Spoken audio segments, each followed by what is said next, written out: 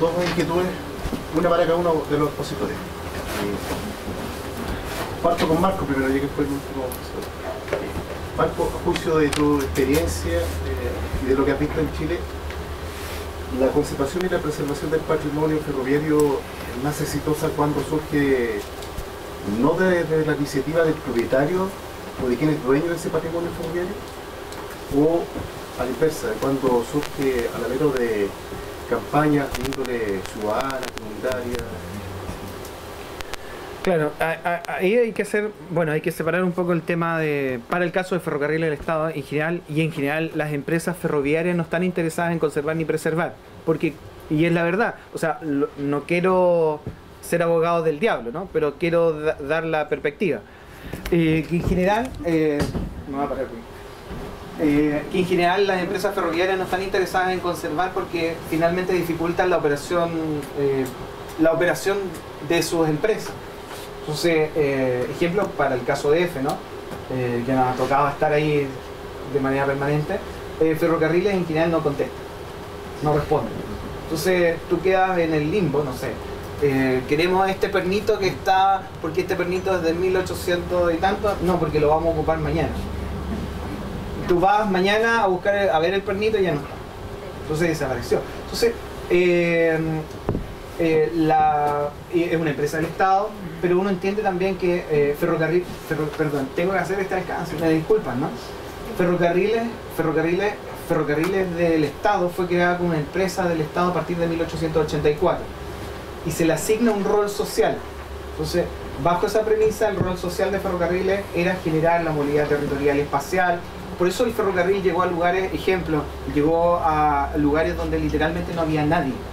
Entonces el ferrocarril fue un eje integrador del país. Ejemplo, lo que decía Roberto con el caso de Manzanar. Manzanar, literalmente antes del ferrocarril no había nadie. Lonquimay, un túnel que iba a comunicar con Argentina, perfecto, pero literalmente no había gente. Entonces el ferrocarril se transportaba a precio de costo productos agroindustriales, a precio de costo. Transportaba a las personas, ¿cierto? Las clases populares a precio de costo. Subvencionaba los viajes a Portillo para los trenes de verano que llevaban los trenes a la playa, ¿cierto? Pichilemu, ¿cierto? Valparaíso, Cartagena. Son trenes populares, bueno, Filo, etcétera, etcétera. Y el Estado cumplía ese rol social. Entonces, eso se acaba en 1979. Ferrocarriles, aparece la ley de autofinanciamiento, se tiene que autofinanciar. Entonces, eso implica un cambio en cómo la empresa se tiene que autofinanciar. Entonces, hay varios estudios de los 80, de los gerentes generales de F, ¿cierto?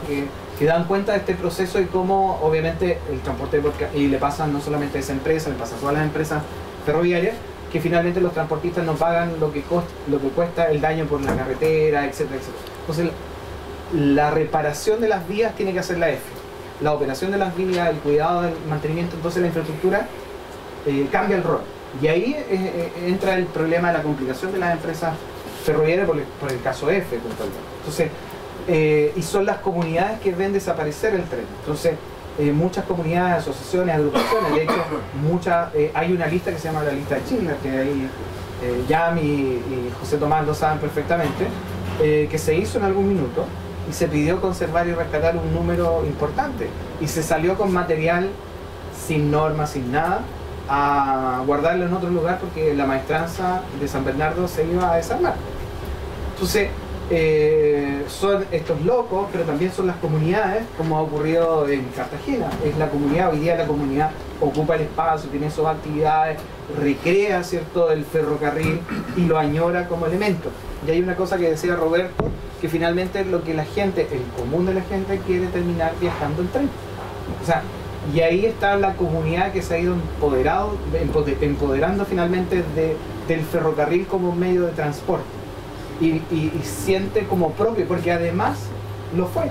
O sea, de hecho el ferrocarril fue parte de ellos. El ferrocarril tiene que ver con la sociabilidad. Piensen ustedes, los coches de pasajeros, ustedes que vamos a viajar en el ramal, pero en general los coches de pasajeros se enfrentan, los asientos se enfrentan unos a otros, permiten la sociabilidad. Y al interior del tren Porque además está pensado, ¿no? Pullman, cuando se piensa, los coches europeos eran por departamento, pero el coche americano era con un pasillo central. Entonces era democrático, el ferrocarril de alguna manera es democrático, vino a democratizar. Obviamente después hubo primera, segunda, tercera clase, pero en general uno podía recorrer todo el tren. Y en el mismo tren uno podía conocer a distintas personas. El tiempo sigue siendo el mismo, pero había otro tiempo, como que eran otros tiempos, ¿no? Entonces el tren ejerce eso, las estaciones, lo que implica para las comunidades, las fronteras, piensen ustedes, no había medios de comunicación. Entonces el ferrocarril, ¿qué recibía? El correo, la información. El correo llegaba por vía ferrocarril. El diario llegaba por ferrocarril, la información, los familiares. Entonces la estación, el eje fue en algún minuto la plaza de armas, ¿no? Pero después, en el siglo XIX, el eje fue alrededor de la estación del ferrocarril. Entonces el tren, los ferroviarios y la familia ferroviaria, de alguna manera como los ferroviarios se llaman, generó otra dinámica y otras dinámicas, y finalmente esa gente terminó perdiendo eso y trata de recuperarlo, de conservarlo y preservarlo, ponerlo en valor, ¿no? Eso es un poco lo que puedo... Si le queda una para Roberto, estaba viendo vi atentamente el listado de monumentos nacionales que están vinculados al patrimonio ferroviario de Chile. Me di cuenta que hay una enorme lista de estaciones, bodegas, carros, en fin. Al final aparecen, no me acuerdo cuántos son, pero son mínimos, en 2 o 3 ejemplos de ramales, como su conjunto pareciera ser declarado monumento nacional. Entonces, mi pregunta es, esa declaratoria en términos de conjuntos, como ramal, y no como recintos individualizados, claro, separados unos de otros, como en general, ¿corresponde a una lógica nueva o desde cuándo corresponde esa lógica? ¿Y en qué sentido obedece también?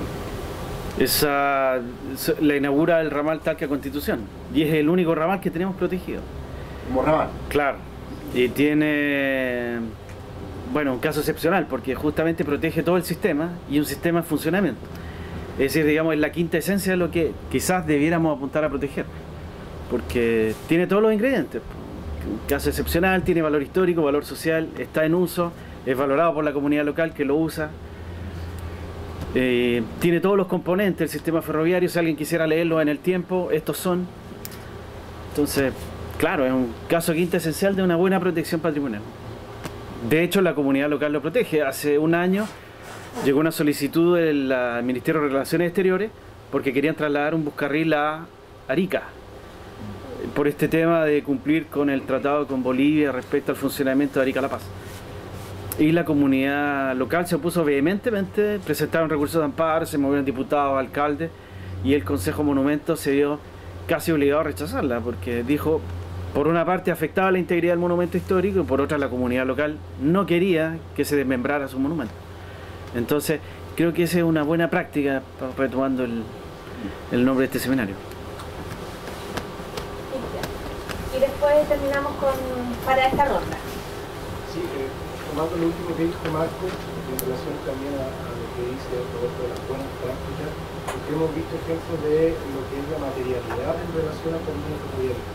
Pero el aspecto inmaterial, la memoria social, que las comunidades, villas de ferroviarios deben quedar muy poco, ¿cierto? Allá en Tarapacá prácticamente ya no existen. Entonces, ¿qué clase de trabajos y de experiencias hay en relación a eso? ¿O si ustedes han tenido o han estado en contacto con algún tipo de investigación o alguna actividad que releve la memoria social con la inmaterialidad de todo esto?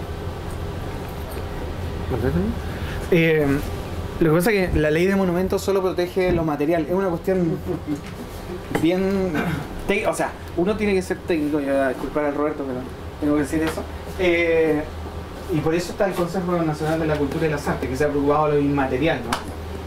Viene todo este nuevo cambio en el Ministerio de Cultura. Ahora, uno técnicamente uno solo puede declarar cosas materiales.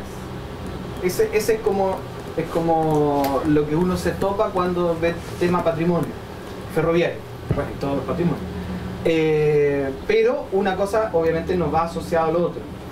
Lo que uno puede hacer, lo que han hecho, ejemplo, en Ovalle, grupos de realizadores jóvenes, que en general esto está asociado mucho a los jóvenes, jóvenes y viejos, esta mezcla, ¿no? Jóvenes han recuperado la memoria de los ferroviarios, de lo que fue la maestranza de Ovalle, lo que fue la estación, y han hecho documentales. Ejemplo, hay un documental bien interesante que recrea un poco la memoria de los ferroviarios a través de las imágenes, de contar su historia. Entonces ahí hay de alguna manera el patrimonio inmaterial, pero no protegido a través de la ley de monumentos, sino que a través de otro soporte, que es un soporte audiovisual, pero que permite mantener la memoria. Uno siempre piensa en la cosa técnica, finalmente, ejemplo, las máquinas a vapor, los viejitos que reparaban, arreglaban máquinas a vapor han desaparecido. Además, técnicamente no hay instrumentos para reparar, o sea, para una rueda de locomotora a vapor, ¿dónde la sacamos, no? Ejemplo, el buscarril en algún minuto va a haber una obsolescencia técnica del buscarril. Entonces, ¿qué hacemos con el buscarril? Y ahí es un tema, los viejitos la pueden volver a echar a andar, pero no es la condición. Bueno, yo mostré las imágenes justamente para decir que no es lo mismo cuando salieron de fábrica los buses carriles a lo que son hoy día, que están modernizados, ¿no? Enchulados, dirán, ¿cierto? Perfecto, a veces es con focos o sea, esos focos, dobles focos, son de auto o de camión. Pero también está dentro del folclore, ¿no? O sea, no lo sé. Solo para agregar, quien se quiera acercar, esto ya más bien desde la historiografía, a la historia de, por ejemplo, los trabajadores ferroviarios, su organización, su aporte al movimiento obrero, que fue muy importante al principio del siglo XX. Por ejemplo, el trabajo de Peter de Chazo, que construye la historia del movimiento obrero y donde destaca bastante bien el papel de la sociedad de resistencia. Por ejemplo, Esteban Cavieres, me acuerdo, un líder al menos de los ferroviarios. Esa historia está. Lo que pasa es, efectivamente, las historias locales son, yo diría, claro, por una parte nació la historia social, comenzaron a gestarse desde las comunidades locales pequeñas historias de por ejemplo, las poblaciones, cómo surgió la población La Victoria, por ejemplo, que fue la primera toma, etcétera, etcétera, que es un poco recurriendo a la memoria oral. Quizás falta hacer este paso también con los ferroviarios. Uno, por ejemplo, se acerca al estadio ferroviario, que ya no está, y un estadio ferroviario que siempre uno pasa por ahí, la gente te llena de historias. Entonces uno dice, chuta, claro, efectivamente no hay nadie que esté recogiendo eso.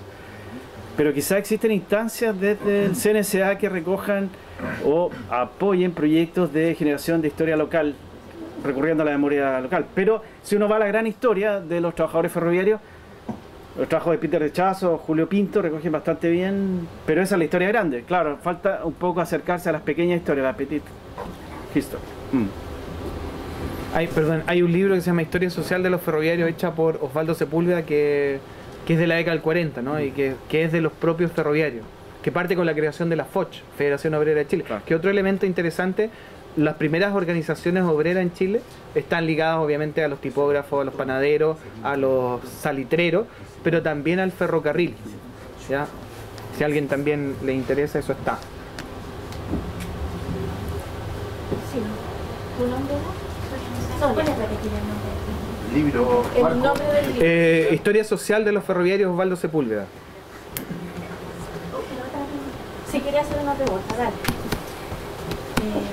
Para Roberto, una pregunta en cuanto a... En la exposición dijo que no correspondía al concepto de monumentos nacionales, por lo menos usted lo pone en duda, a mi juicio no, pero me gustaría escuchar su Sí, está bien.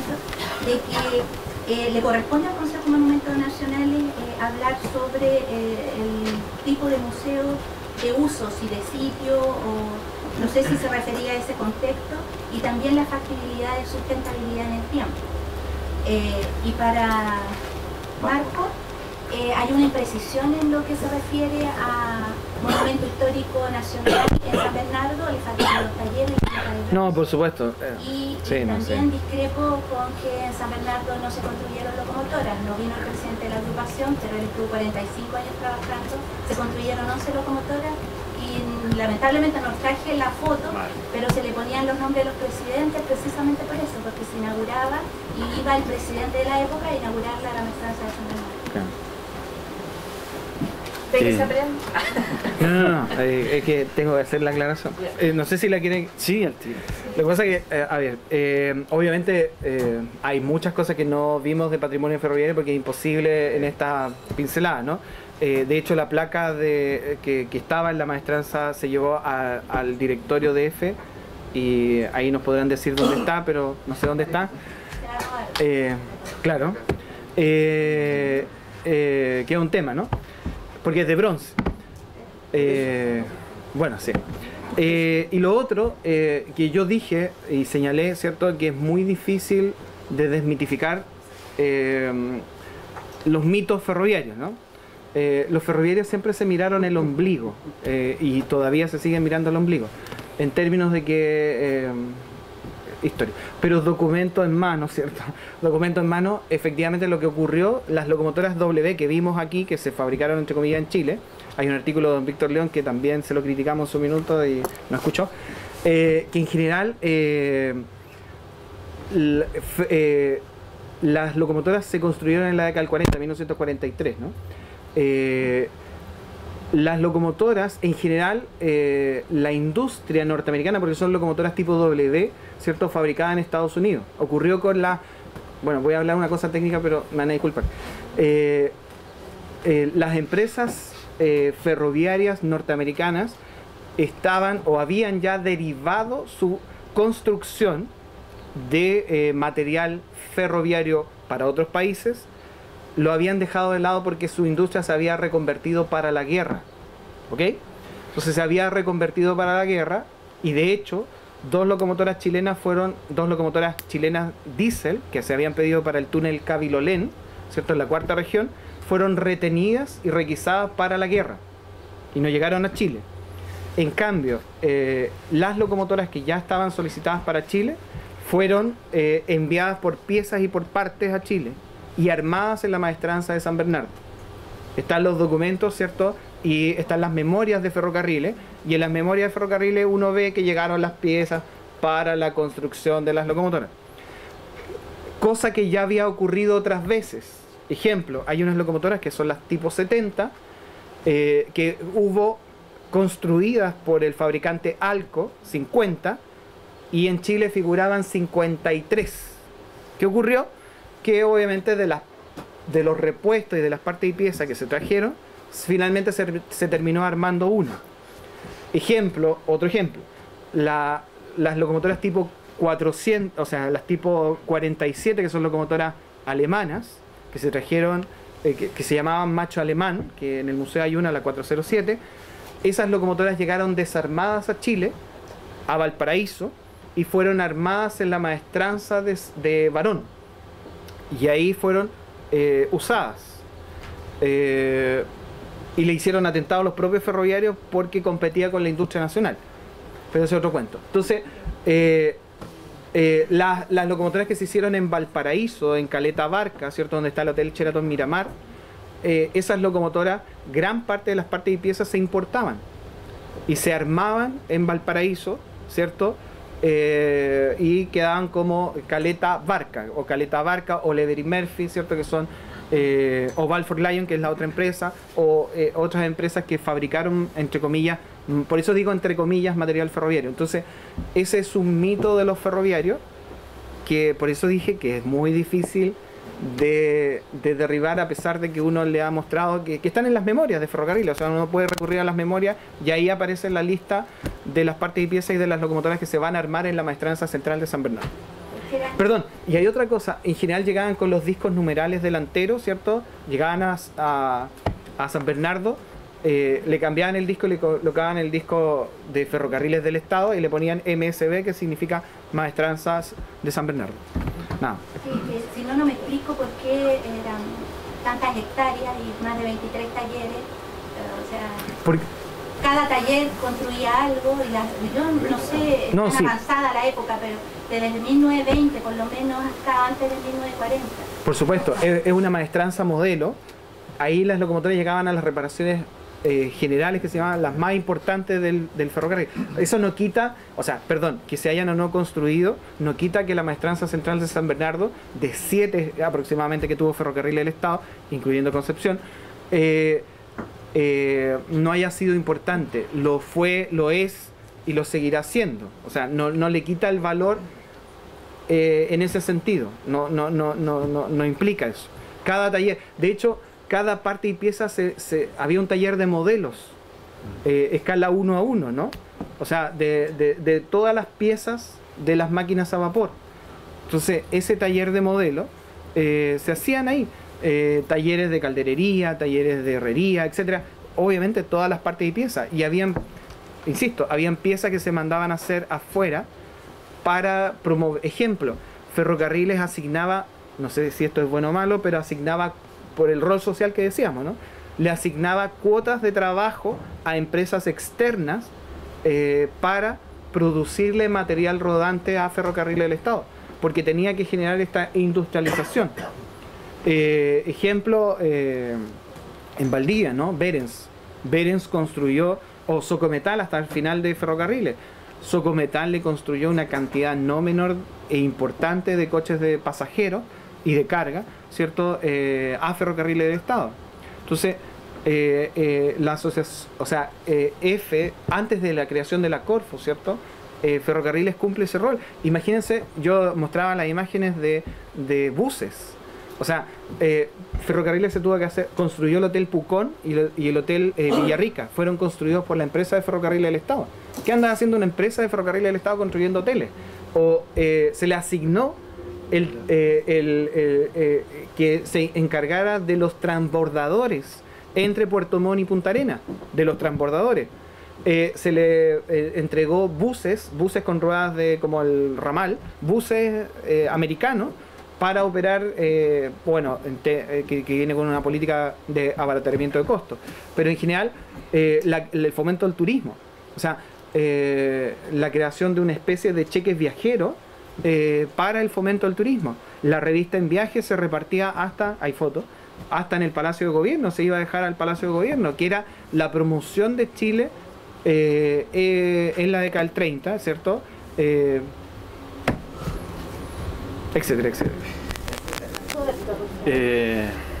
Sobre los museos de sitio, ¿no? No, básicamente lo plantea como una reflexión, en el sentido de que hacia dónde debiéramos apuntar en la protección patrimonial.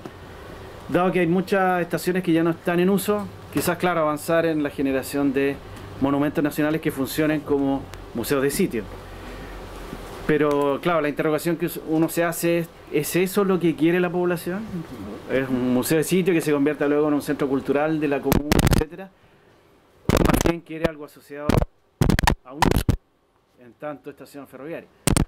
Que existe una tensión, ahí simplemente daba cuenta de eso, no hay ninguna directriz en torno al Consejo Monumento respecto al tema, es solo una reflexión en torno a qué sería lo deseable, qué es lo que quiere la población, en definitiva, que es quien determina qué es lo que debiéramos proteger y no proteger.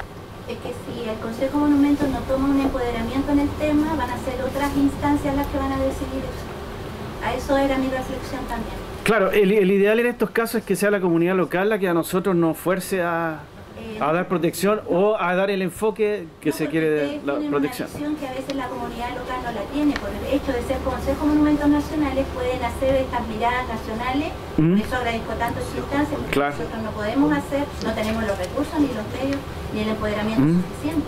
Entonces, si no lo hace el Consejo de Monumentos Nacionales, si soslaya esa responsabilidad, lo van a empezar a hacer otros ministerios que de hecho ya están metiéndose en los consejos, en los monumentos, se meten en la ciudadanía y al final se hace lo que ellos quieren. Claro, quizás con la nueva institucionalidad del Ministerio